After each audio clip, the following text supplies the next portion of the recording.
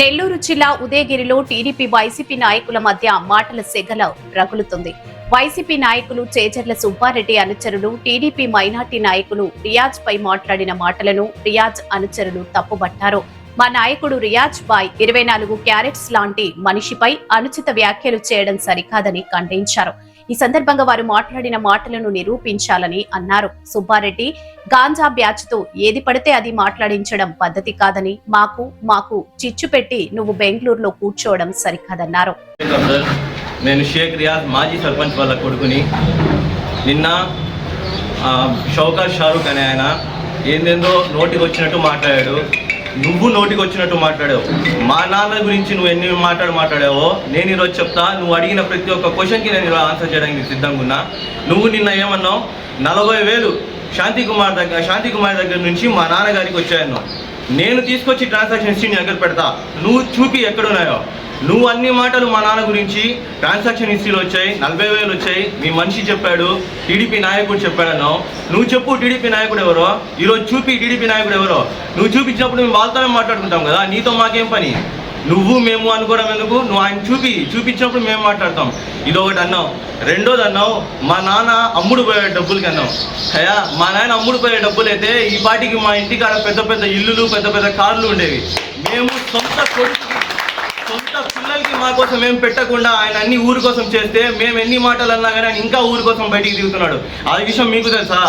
ఏమంటున్నారు? డబ్బులకి ఎన్నో అమ్ముడుపోయాడా ఆయన. ఒకప్పుడు వైసీపీ పార్టీ వాళ్ళు ఇటు పక్క రండి అని చెప్పి మీ నాయకత్వం ఉన్నప్పుడు పిలిచినప్పుడు ఒక్క మాట కూడా మాట్లాడకుండా ఆయన ఇప్పటి వరకు టీడీపీ కోసం నిలబడ్డాడు. అలాంటి నాయకుడిని పట్టుకొని మీరు డబ్బుల కోసం అంటున్నారా? మీరు ఇచ్చే 40,000కి, మీరిచ్చే 40,000కి 50,000కి దానికేం అమ్ముడుపోడు. రెండో మాట అయిపోయిందా? మూడో మాట నువ్వేమన్నావు? మా నాన్న తాగుతున్నాడు అన్నావా? నువ్వు ఎలాంటి వాళ్ళతో తిరుగుతున్నావు? ఎలాంటి వాళ్ళతో బయటికి పోతున్నావు? నువ్వు తాగవా? నువ్వు గంజాయి కొట్టేది ఎవరికి చెప్పాలి? నువ్వు ఇలాంటి మాటలు మాట్లాడేటప్పుడు జాగ్రత్తగా మాట్లాడు. ఎవరితో మాట్లాడుతున్నావు మాట్లాడు. నువ్వు అనే స్థాయికి దిగావు కదా మీరు దగ్గర నుంచి. నీకంటే ఎంత వయసు పెద్ద? ఆయన వయసు అంతుండదు నువ్వు చూసింది. నువ్వేం చేసావు ఇప్పటి వరకు? నువ్వు ఏ నాయకత్వంలో ఉన్నావా? ఏ రాజకీయంలో దిగావా? ఇన్ని మాటలు మాట్లాడతావు. లాస్ట్లో అన్నావు గోడ మీద బల్లిలాగా అన్నావు. అదే బల్లికి భయపడే వ్యక్తివి నువ్వు. నువ్వు మాట్లాడుతున్నావు మా నాన్న గురించి, బల్లి పడింది అది పడింది అని చెప్పి. ఆయనేం కొడతావు? ఆయన ఇక్కడే ఉన్నాడు, రా ఇక్కడ రా, ఎక్కడ రమ్మంటావు అక్కడ రా, నువ్వే వచ్చి కొట్టు, రేపు చూద్దాం మేము ఉన్నాము ఆయన ఉన్నాడు. నువ్వు చెయ్యేసి చూపి ఫస్ట్. ఇంకోటి అంటావు మీరు బండ్లు ఆపుతారు, మీరు ఎక్కడ రమ్మంటే అక్కడికి వస్తామన్నావు. నిన్న ప్రెస్ మీట్ పెట్టి దాని తర్వాత నుంచి అసలు నువ్వు కనిపిని వ్యక్తివి. నువ్వు ఫోన్ చేసి మేము అడిగితే నువ్వేమంటున్నావు? మాకు పైనుంచి ప్రెషర్ వచ్చింది, చేజర్ల సుబ్బారెడ్డి అన్నకి మేము ఒక్కరమే ఉండేది ఇక్కడ అంటే. నువ్వు ఒక్కరమే ఉన్నప్పుడు ఆయనతో మాట్లాడుకోవా? మా నాన్న దగ్గరికి ఎందుకు వస్తావు? మా నాన్న గురించి మాట్లాడేంత దమ్ము నీకేముంది? నువ్వు చెప్పు. నువ్వు అన్ని అంటున్నావే, నువ్వు ఏ రాజకీయంలో ఉన్నావు? నువ్వేమన్నా తెలుసా? ఊరికి ఎవరికైనా మాట్లాడావా? నువ్వు అలాంటి మా నాన్న గురించి ఎలా అంటావు? నువ్వు ఇన్ని మాటలు మాట్లాడమని జాగ్రత్త. ఈరోజు ఈ మాట్లాడడానికి కారణం, నిన్న ప్రెస్ మీట్ పెట్టారు. షేక్ ఎంఏ గాజుల షారూక్ అని చెప్పి గర్వంగా చెప్పుకుంటున్నాడు. నీ బతికేంది? నువ్వు మాట్లాడే మాటలేంది? ఓట్లకి డబ్బులు కావాలంటే స్లిప్పులు తీసుకొని వచ్చి నేను ఇచ్చాను కదా నీకు 4 ఓట్లకి స్లిప్పులు డబ్బులు. అప్పుడు రాలేదు నీకు. రియాజ్ తాగేసి పోలీస్ స్టేషన్లో వెళ్ళి ఫోన్లు చేస్తావే, రియాజ్తో మాట్లాడి.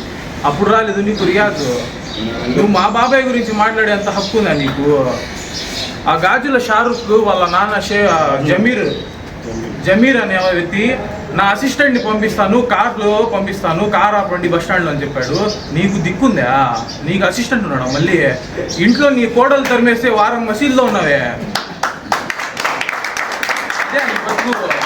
నువ్వు మాట్లాడేది అసిస్టెంట్ గురించి?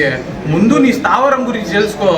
10 మూటలు ఇంట్లో నుంచి బయట నీ కోడలు తరిమేస్తే బస్ ఎక్కించింది మేము. నీకు అసిస్టెంట్ ఉన్నాడా? నువ్వు మాట్లాడుతున్నావు. మళ్ళీ ఇంటికాడికి వచ్చి ఏడుస్తావు కదా అబ్బో అని, నా కోడలు తరిమేసింది, నా కొడుకు కొట్టాడు, ఇది నువ్వు మాట్లాడతావా? పోతే ఎంఏ రియాజ్, ఆయన ముద్దు పేరు కాటి, షేక్ రియాజ్ బాబాయ్ తరఫున మాట్లాడుతున్నాను. ఆయన నీకు ఎలక్షన్లో ఓడిపోయింది సరిపోలేదా? కళ్ళు తిరిగి పడిపోయినావు హై స్కూల్ కాడ ఓడిపోయి 22 ఓట్లతో. నువ్వు మాట్లాడుతున్నావు. మళ్ళీ గట్టిగా ఒక అరుపు వేస్తే చచ్చిపోతావు. నీకెందుకయ్యా రాజకీయము? నీకెందుకు? నువ్వు మా కుటుంబం గురించి మాట్లాడేవాడివా? చీర కట్టుకోవాలా? నువ్వు కట్టుకునే కదా తిరుగుతుంది రోజు చీర. దేంట్లో తిరుగుతున్నావు? నువ్వు చీరే పట్టుకొని తిరుగుతుంది. నువ్వు మాట్లాడుతున్నావు మళ్ళీ రాజకీయం గురించి. పోతే టోపాను షారుఖ్ అయ్యా, నువ్వు కొంతమంది అన్నావు. వెళ్ళే ముందు మా కాడ పర్మిషన్లు తీసుకున్నావు కదయ్యా, నోటిఫికేషన్ స్టాంపులు వేసుకుని వెళ్ళావే. అన్నా నేను వెళ్ళాలా ప్రెస్ మీట్కి, చేజల్లా అన్న పిలుస్తున్నాడు, నువ్వు పచ్చబుట్టు పొడిచుకుంటే ఏంది, లేకపోతే ఏంది, అక్కడ కాకపోతే ఇంకో వేరే చోట పొడిపించుకో, మాకెందుకు, మా దగ్గర ఎందుకు తిరుగుతున్నావు? డిఎస్పీకి మేము ఫోన్ చేస్తే కానీ దిక్కు లేదు కదా నీకు, నువ్వు మాట్లాడుతున్నావు పెళ్ళాం చేత దెబ్బలు తింటా. ఏంది రాజకీయము? నువ్వు రాజకీయం స్టార్ట్ చేస్తావా? షారూఖ్ స్టార్ట్ చేయా, మేము కానీ చూస్తాము. మా తాత పంచి కట్టుకునేటప్పుడు నువ్వు రాజకీయంలో దిగలేవు, నువ్వు పుట్టలేదు, నీకెందుకు రామరాజ్? మళ్ళీ రామరాజ్ రాజకీయమా? రామరాజ్ ఎప్పుడు స్థాపించింది? 1983లో. అప్పుడు నువ్వు పుట్టినావా? నీ బతుకుకి నీ స్థావరాలకి మాటల్లా మళ్ళీ నువ్వు మాట్లాడేది. మళ్ళీ గాజుల షారూఖ్ అని గర్వంగా మీ తాత మైనార్టీ లీడరు, ఏ మైనార్టీకి హెల్ప్ చేసినట్టు చూపి తీసుకుని వచ్చి మా తాత చేసిన దాంట్లో సగం పూట చేసి ఉంటే మేము చెప్పు దెబ్బలు తిన్నాం అందరి చేత. ఏం మాటలు మాట్లాడుతున్నావు? మా తాత పేరు షబ్బీర్ కాలనీ అని ఉంది, తెలుసా నీకు ఆ మాట? ఊర్లో ఎవరైనా అడుగు, మా గురించి చెప్తారు, మా కుటుంబం గురించి చెప్తారు. నువ్వేంది మాట్లాడేది? మా స్థాయి గురించి నువ్వేంది మాట్లాడేది? చిల్లర బతుకు నువ్వు మాట్లాడుతున్నావు. ఆ గంజా కొట్టుకొని కూర్చోండి, ఎందుకు మీకు వెనకాల 500 ఇచ్చి 300 ఇచ్చి, మా ఫ్రెండ్లనే 300 ఇచ్చి 150 రూపాయలు ఇచ్చి మా ఫ్రెండ్ తీసుకుంటున్నావే. పిల్లోళ్ళు మా రియాజ్ భాయ్కి లేనిపోని అపోహాలతో ఒక వీడియో రిలీజ్ చేశారు. కొన్ని వక్ర భాషలతో అనుసరించకపోయే భాషలతో కొన్ని వీడియోలు వారు రిలీజ్ చేశారు. ఇది ఖచ్చితం కాదు, కరెక్ట్ కాదు. రియాజ్ భాయ్ని 420 అన్నారు కొంతమంది. వాడు తాటాకు చెప్పలకు మేము భయపడము. రియాజ్ భాయ్ 24 క్యారెట్ లాంటి మనిషి. రియాజ్ భాయ్ నిరంతరం ప్రజల కోసము, ఆయన సర్పంచ్గా ఉన్నప్పుడు నిద్రాహారాలు మానుకొని ఎంతసేపు ఉదయగిరి పంచాయతీ బాగుండాలి, ఉదయగిరి ప్రజలు బాగుండాలని చెప్పేసి తపనతో నిరంతరం పనిచేసిన వ్యక్తి అతను. అతని మీద మీరు 420 కేసులు పెట్టడం ఇది సమంజసం కాదు. పిల్ల పెత్తనాలు మీరు మారుకోండి.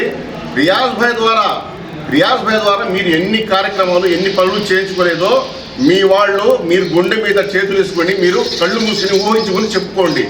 మాట్లాడితే ఆయన 420 ఆయన లాంటి వాళ్ళు మీరు చేసే ప్రతి పనులు మేము వేలు పెడతాము. వేలు ఎక్కడ దాకా పెడతావు? ఎవరికి పెడతావు? నువ్వు ఎవరి వస్తువులు ఏం చేసుకోగలుగుతావు? ఏం తీసుకోగలుగుతావు? మేము నిలబడతాం, చూసుకుందాం. కానీ గౌరవంగా మాట్లాడాలా. అయ్యా సుబ్బారెడ్డి, అయ్యా చేజల సుబ్బారెడ్డి, నువ్వు అసలు మనిషివేనా? 2 గంటలు వచ్చిపోయినావు కదా మా క్యాన్వాజీకి, టీడీపీ క్యాన్వాజీకి. నేను ఎలక్షన్లో 2 గంటలు మారిపోయినావు పార్టీకి. నువ్వు మమ్మల్ని తగులు పెట్టి నువ్వు బెంగళూరులో పోయి ఉత్సాహాలు చేస్తావు. నువ్వు ఇంత మాత్రం మనిషివయ్యా? బంగారు బ్యాచ్ నువ్వు తీసుకొని మా మీరు చూపుతావు. జాగ్రత్తగా మాట్లాడు. రాజకీయాల్లో రాజసంగా మాట్లాడు. మా తెలుగుదేశం పార్టీ, మా తెలుగుదేశం కార్యకర్తలు, మా రియాజ్ భాయ్ నాయకులు అందరూ గౌరవంగా ఉండే పార్టీ. గౌరవాన్ని ఆదర్శంగా తీసుకునే మా అన్న గురించి కొంతమంది కామెంట్ చేసిండ్రు. వాడు కామెంట్ చేసినోడు 420 అన్నాడు. 420 నువ్వా మా అన్ననా? నీ కొడుకుని కొట్టమని నన్ను పిలిచినావు. నీ కొడుకుని, సొంత కొడుకుని కొట్టమని నన్ను పిలిచినావు. నువ్వు 420, నేను 420? నా బండి తీసుకొని పోయి నువ్వు ఫైనాన్స్ కట్టకపోతే నాకు వస్తున్నాయి స్లిప్పులు. నువ్వు 420, నేను 420? ఎవరు 420? ఎవరు 420 రా? ఒకటి తాగుబోతుడిని తీసుకొచ్చి ఆడ కూర్చోబెట్టినావు, ఒకరిని తీసుకొచ్చి గాంజా వాడిని తీసుకొచ్చి పెట్టినావు. వాడు తాగుబోతుడికి మా అన్న వాడి పెళ్ళాన్ని ఇడిపించేస్తే మా అన్న ఫోన్ చేసి డిఎస్పీకి ఫోన్ చేసేదాకా వాడు గతి లేదు. వాడు మా అన్న గురించి మాట్లాడేవాడు. వాళ్ళు పనిచేసేటప్పుడు సప్లైర్గా నువ్వు నా దగ్గర పనికి పిలిచావు. నీకు ఎంతో గౌరవంగా మర్యాదగా మాట్లాడేవాడిని. కానీ ఈ గంజా బ్యాచ్ని, మందు బ్యాచ్ని తీసుకొని వచ్చి చిల్లర బ్యాచ్ని డబ్బులు ఇచ్చి నువ్వు మాట్లాడించడం కాదు. అభిమానం అంటే ఇలా ఉండాలి, చూసుకో. ఒక పిలుపుతో వస్తారు ఎవరైనా సరే. నువ్వు 40,000 రూపాయలు తీసుకున్నావని చెప్తున్నావు, రుజువు చేయి. మగోడివి అయితే నువ్వు రుజువు చేయమని చెప్తున్నాను. నిన్న నువ్వు డ్రెస్ మీట్ ఇచ్చావు, వెళ్ళిపోయావు. నువ్వు చెప్పావు నువ్వు ఈరోజు నెల్లూరులో ఉన్నావు, అక్కడ ఉన్నావు, ఇక్కడ ఉన్నావు. ఇప్పుడు చెప్తా చూడు నువ్వు ఎక్కడున్నావో. నువ్వు ఏడున్నావు? దుత్తులు డాబాలో మందు అవుతున్నావు. ఏడిపోయావు? మొన్న నువ్వు చెప్పడం వెళ్ళిపోవడం మగతనం కాదు. రా, ఇక్కడ ఉన్నావు, ఇడికి రా, ఆడికి రా, అది చేస్తానడం కాదు. నువ్వు మొగడైతే ఇక్కడికి వచ్చి అనకట్ట దాటిపో. సవాల్ చేస్తున్నా, ఉదయం అనకట్ట దాటిపో. అది మగతనం కాదు. గౌరవం అనేది ఇచ్చిపుచ్చుకోవాలి. ఇది నువ్వు కరెక్ట్ చేయడం లేనా? నువ్వు ఎక్కడో ఉండి మాకు గొడవలు పెట్టేసి మీరు గొడవ పెట్టుకోండి, తర్వాత మేము వచ్చి చేయి కలుపుకొని భుజాలు కలుపుకుంటామనడం తప్పు.